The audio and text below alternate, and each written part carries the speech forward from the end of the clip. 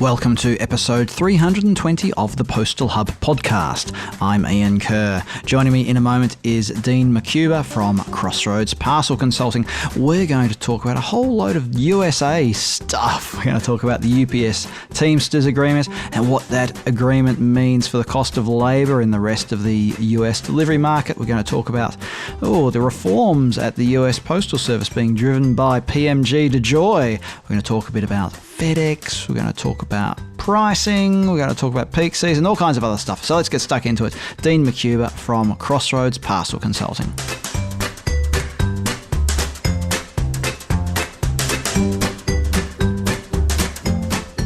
Joining me on the line is Dean McCuber. Dean is Managing Partner North America at Crossroads Parcel Consulting. Dean, welcome back. We're going to talk about parcels and the USA. Maybe Canada, probably not, actually, Dean. Now look at our running sheet. But there's lots happening in the USA, and let's just get stuck into it, Dean. Let's start with UPS. UPS did its deal with Teamsters a few months ago now, and now we're starting to see sort of the impact of that across the sector, not just at UPS, but across the whole parcel delivery sector in the USA. Let's start with UPS though, Dean. What's sort of been the short and medium term impact of the wage deal with the union on UPS? First of all, thanks for having me, Ian. I'm always glad to participate in your podcast. I think what I want to do is just take a step back on UPS and talk about just before the settlement process this past summer, UPS was starting to tank. So not only were they facing the problems related to increased labor costs, and they already have the highest labor cost in this part of the world, maybe in the world, okay? So their revenue was already starting to decline. FedEx's had started a year prior to UPS's, and that was because of internal issues more than macroeconomic issues, I think. So they were starting to feel pressure in terms of volume, revenue, and profit margin, although they're still very, very profitable. So that made it a little bit harder. And what I honestly thought was I thought it meant that they would dig in their heels a little bit more than normal and not give it away as they sort of did with the Teamsters in their negotiations. I was surprised to see them give the Teamsters everything they wanted just because they were already facing pressures regarding lower revenue, and then the impact of increased labor costs, could potentially be devastating. Also, concurrently, when that was happening, FedEx was taking $2 billion out of annualized cost out of the enterprise and scheduled in the next 2 years to take another $4 billion of cost out of the company to drive improved savings. Hang on, just on that though, Dean, before you go on, those cost savings, is that to do with the amalgamation of the express and the ground networks, or is this something else? It's a lot of things. They're doing much, much more. You see, the amalgamation of ground and express pickup and delivery operations, it's sort of taking place at a small scale with the smaller stations first. It hasn't taken place yet in a big way, but there was so much fat at FedEx that they've been able to, just out of managing their business better and reducing duplications between the various operating companies, they've already been able to remove $2 billion worth of cost. So in basically a year, and scheduled to do another $4 billion of reductions. So here's what UPS was up against. They're looking at a FedEx that's running more efficiently and therefore can potentially compete better on price because they have significantly lower cost than UPS. And they're looking at significantly higher cost because of the settlement with the Teamsters, where they basically gave them everything they wanted. So I believe that UPS is in a little bit of a bind. They lost 1 million packages a day during the ramp up to the deadline for going on strike, and they're not going to gain all that business back right away. So UPS is under a lot of pressure right now to figure out ways to reduce cost. And the problem with UPS is they're really a very well-run company. And so there's not a lot of fat there to attack or remove to save money. So is the settlement going to hurt UPS in terms of profitability? I don't think there's any question about that. They're going to struggle for, I believe, 1 to 2 years before they can put it behind them. But they're still out there actively purchasing other companies. And the other thing that I think we need to consider with UPS is probably not all that worried about losing low margin, ugly e-commerce residential delivery business. And it could very well be their strategy to shrink their business. And that's happening. Part of it is because of macroeconomic issues, but also part of it is business that strategies that they're embracing to run away from that ugly business. So one way to look at this with UPS is, they're going to have significantly higher labor costs. But you know what else could happen? They could have fewer ugly packages.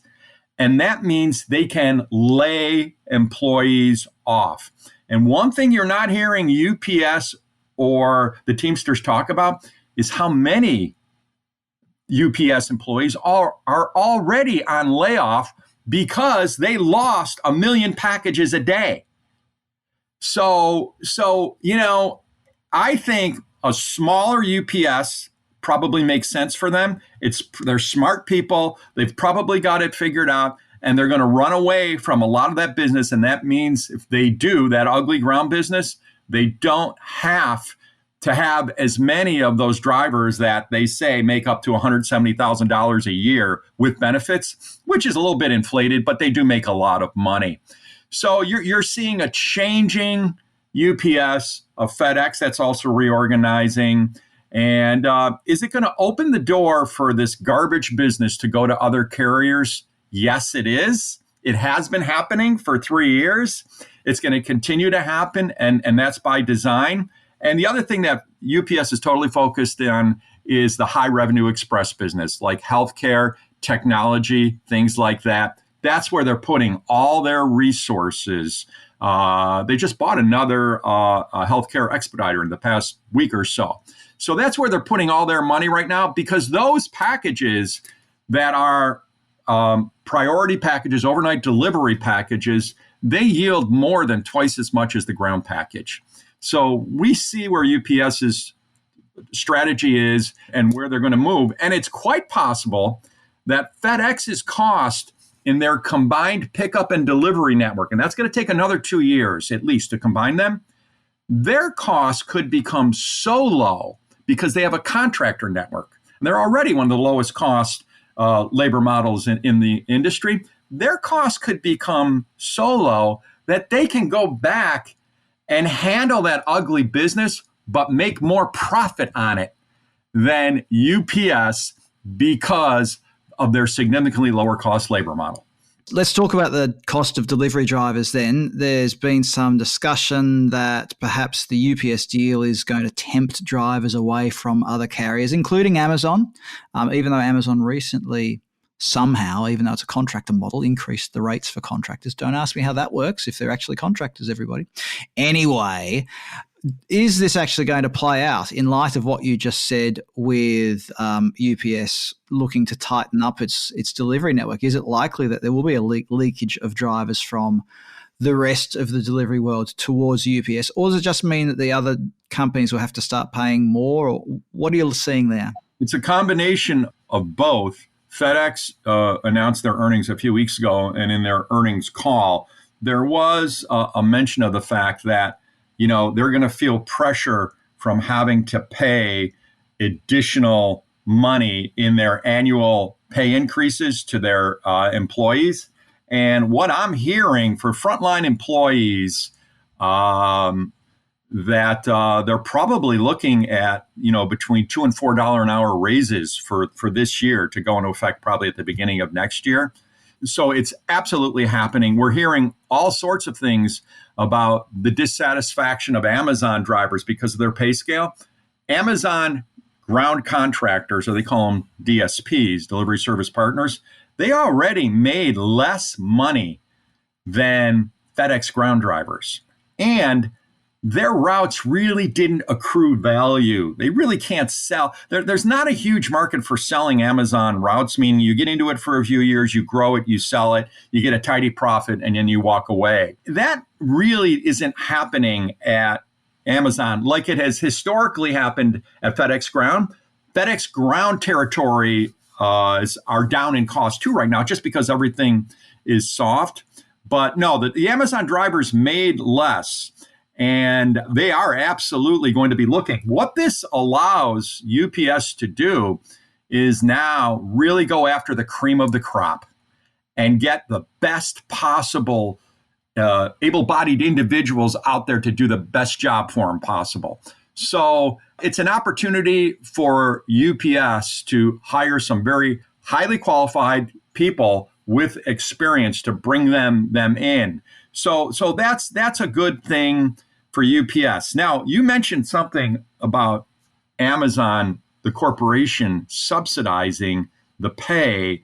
I didn't say subsidized, Dean. I just said they made some announcement about increasing the pay. How all that works, that's beyond my pay grade, Dean.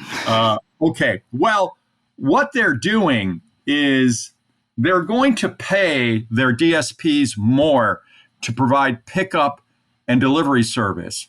But Amazon has procedures in place where they can muscle the DSPs, the owners, and force them where to put that additional money. That is a huge problem for them moving forward, because now you're talking about classification. And if the corporation is forcing a contracted entity to pay a certain amount, then the question is, are they really contractors or are they employees? And I'm talking both the drivers and those DSPs that own the territories. FedEx got into a world of problem when they created the FedEx Ground contractor network, and they were overbearing in terms of making certain demands on these contractors.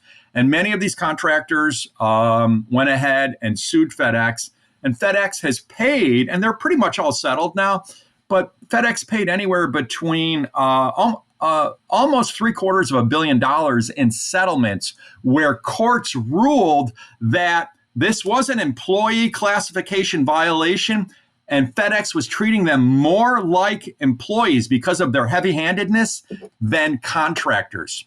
Amazon is facing this as they force these contractors who own the territories to pay the drivers more. Well, and that's without us even talking about what's happening at the moment with Amazon and the FTC and the court cases that have been brought against Amazon in that regard. But we won't get into that, Dean. It's probably a little bit off topic for us today, but it's something for people to speculate about after they've listened to this podcast. Let's, while we're talking about costs and things like that, let's look at the other side of it, which is pricing. What are you seeing in the US with regard to things like on-demand pricing? I've always considered the US the land of the great surcharge. Has it become more sophisticated in terms of on-demand pricing and things like that? Yeah, absolutely. Now, we've seen on-demand dynamic pricing in place for the holiday season. We've seen that in place for a few years now. So that's not new. The program that they rolled out for this holiday season is not all that different than it has been in the past. One thing that they do is the carriers use a running rate for a period of time that they designate during the year to base rate increases on, dynamic rate increases based on volume. And here's the theory behind that, and it's true. When the carriers have to gear up for short-term volume gains, it costs a lot of money. And so I get it, and most people do get it, that you're going to have to pay more because this is one-off business that lasts maybe for 4 weeks or somewhere along those lines. So it's understandable that they're doing that. What they do, though, is they base those running rates, when those increases hit, they base them on June and July volume, which is the slowest time of the year. So, they're getting in a little bit more there in terms of potential return because they're not basing those minimums that set the rate. They're not basing them on busy season. They're basing it on slow season business. That's just the way they choose to maximize those rate increases. They're a little bit higher this year in terms of penalties and high volume business where you could see a $7 per package increase if your volume was up 400%. This was the UPS plan, the FedEx plan that was announced. So are they incrementally increasing the return in terms of revenue on peak pricing dynamic programs? Absolutely. And they're going to continue to do that. Ironically, the annual rate increases, which have also been that go into effect in January, they're in line with previous annual rate increases. So, and everybody thought UPS would take much more, and they didn't. So they're about 5.9%, both UPS and FedEx. However, where the real opportunities are in on-demand dynamic pricing are also in any type of condition or environment where you see temporary volume gains that drive additional cost to manage the pickup and delivery of that business. And the technology is in place. Right now, when you ship a package with FedEx or UPS, and you have to go on one of their automated systems to do that, the shipment information is automatically going to FedEx and UPS. It's not waiting till the next day or things like that. Those machines download information on what shippers have processed electronically, by the minute. Some of it's real time. So what this means is the carriers actually have the ability on a day-to-day basis. They haven't enacted it yet, but the technology exists where they can go ahead and they can raise the rate for that day to shipments that were tendered to a zip code that had an extraordinary amount of business. They can zero in even better. They can do it by street. They can do it by address. So they really have an opportunity to do that. Also, the FedEx and UPS pricing is not transparent. It's so convoluted that shippers have to hire consultants like me to help them understand how it works. Also, invoice adjustments or changes in invoicing are a huge problem. It's just what FedEx and UPS do. So what you're going to see is it doesn't matter if you have a tariff. If the volume exceeds a certain level in a certain zip code, you're going to get billed for a higher rate based on a schedule that they will have provided the customer. So there are enormous opportunities here for UPS and FedEx to just continuously change their rates on demand based on volume and make more money. Let's turn our attention to the US Postal Service. We've talked about UPS and FedEx enough for the time being anyway. Dean, can you share some thoughts on some of the reorganisation that's been happening at the USPS over the last few years since PMG DeJoy took over? I wasn't sure about this guy when they announced it because I thought it might have been a political decision. And I'm just being very straightforward with you. However, after watching him for, I think it's been, 3 years that he's been in place? I'm impressed with the fact that he realizes how much change he has to enact to drive down those huge deficits at the USPS. And he's making that change. Well, he took over an organization that was basically a government entity, and change was resisted at all levels there. So, forever. So it was an enormous task that he's had to undertake to totally tear down and rebuild the USPS.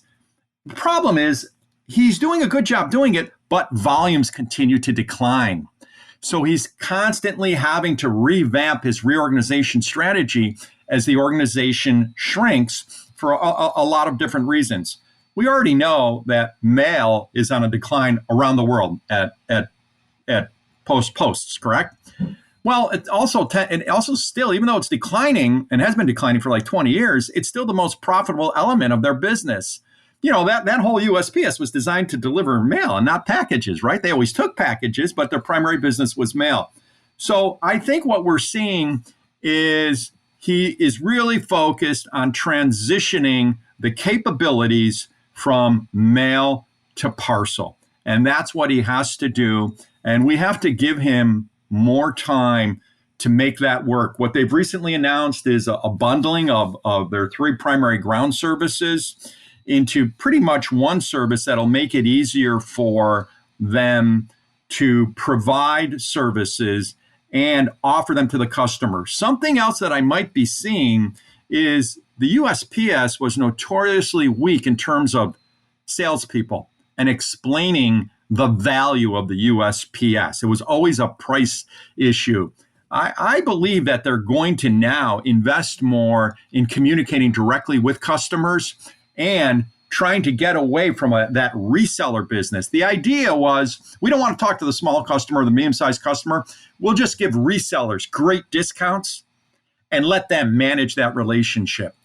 They're not walking away from the reseller relationship, but they're lessening the emphasis because those aren't terribly profitable shipments because they're highly discounted. So you're seeing the USPS also try and focus on taking more business direct.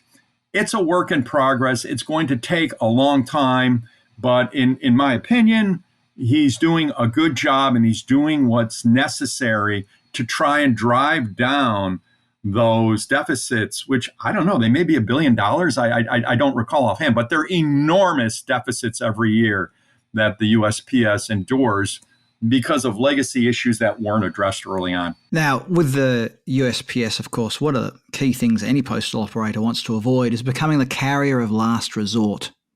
And that's a big risk in a country like the USA, isn't it, Dean, where you've got the profitable parcels in the city and the less profitable or even unprofitable parcels being delivered to the regional or even the remote areas. And the US Postal Service might find itself just lumbered with those parcels if it doesn't become more customer focused, perhaps. That's not a criticism aimed at anybody, Dean, obviously. It's the same challenge being faced by postal operators all over the world. I think the other thing that makes it interesting for the US Postal Service is Amazon's encroachment into those sorts of non-metro areas that previously you would never have thought Amazon being interested in. They would have always just handed those parcels off to the US Postal Service.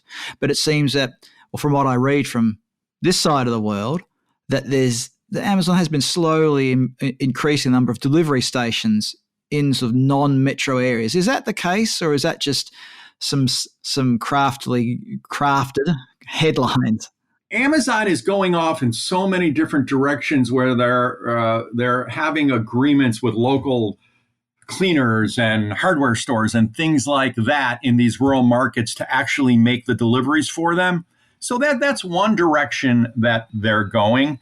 It's still horribly ugly business. The scale for rural delivery is horrible for any carrier. Oh, yeah. It's the drop density, isn't it, Dean? It's the fact that you've got to drive more than 5 meters or whatever that is in yards. And I think the thing to keep in mind is, and it's a good and a bad thing, is, the USPS is technically probably going to most of those addresses now to deliver mail. So that should be a benefit for them. What I see them doing is right now, they're not charging a lot more, I believe, to make those rural deliveries. And, rural fees for UPS and FedEx are over $5 per package. So I think you're going to see the USPS start tacking on some additional fees for those rural deliveries. Always a contentious issue, whacking fees onto rural deliveries for postal operators who are, especially those that are either part of the government or owned by the government. Anyway, a discussion for another day, Dean. Again, I'm not trying to lead us down blind alleys here. Let's just cover off one more thing before we finish off, and that's preparations for peak. We've seen the traditional press releases of, 250,000 new hires for Amazon, but I think that's across its entire business, and however many for UPS and, loads for the US Postal Service. Everybody's hiring. What's really happening? How are preparations going for peak, and how big is peak these days? It used to start on the 1st of December. It's not, if you're looking at from a standpoint of a concentration of high volume business in a short period of time, it's not nearly as big as it used to be. This week into next week, Amazon, Best Buy, Walmart, Target, a number of huge retailers are having pre-Christmas sales that are as big as the old-fashioned traditional Black Friday sale, the day after Thanksgiving. So what we're seeing, and we saw this in a big way last year, we're seeing the peak season spread out, which is a wonderful thing for the consumer. It's a wonderful thing for the carriers. What that means is the carriers aren't seeing as much volume in that 2 to 4 week period just prior to the Christmas holiday as they have previously. Well, what we know, because we've already talked about that, is if they can manage that business more effectively, then they can move it more efficiently. And that's what's happening. So not only is it a benefit from a standpoint of spreading it out, it's going to make the carriers more profitable for the entire peak season because they're going to be less busy for that 4 weeks before Christmas because the sales are taking place right now. This is all a good thing for the merchants, I think, for the consumers, and everybody involved in the Christmas holiday rush. Dean, we've covered a lot of territory. We've left plenty unsaid as well. If people want to find out more about what you do there at Crossroads Parcel Consulting, how can they get in contact with you? Sure. They can just send me an email at dean@crossroadsparcel.com. There you go. I'll also stick a link to Dean's LinkedIn profile. I nearly said his YouTube profile. Dean may or may not be on YouTube. Doesn't really matter, does it? He's on LinkedIn. He posts all kind of interesting stuff on LinkedIn as well. So I'll stick a link to Dean's LinkedIn profile on this episode page on thepostalhub.com, and that way you'll be able to get in contact with him. Dean McCuber from Crossroads Parcel Consulting, thanks you very much for joining us on the Postal Hub podcast today. Thanks very much, Ian. Next week on the Postal Hub podcast, Rob Jordan, the CEO at the Information Factory, joins me to talk about data strategy and all kinds of stuff, basically making sense of data, taking all that, I don't want to say imaginary stuff. What is it? It's digital stuff and making it relevant to the real world. Fantastic conversation. Looking forward to bringing that one to you next week. Also coming soon, our friends from Copenhagen Economics return to talk about delivery stuff, letter delivery and bits and pieces like that. And a special guest coming up soon from a B2B delivery startup. And I'm not going to tell you anything more than that. If you want to know more, you'll need to subscribe to the podcast. Subscribe to the podcast in your favorite codcast. It's like it's to do with cod. A codcast. Ponder that one, everybody. It's a podcast about cod. Oh, dear. Subscribe in Google Podcasts, Apple Podcasts, Spotify, whatever you like. Subscribe often, and you'll get every episode downloaded to the device of your choosing. Subscribe to one of my mini email newsletters. Go to thepostalhub.com and have a poke around, or you find some emails to subscribe to there.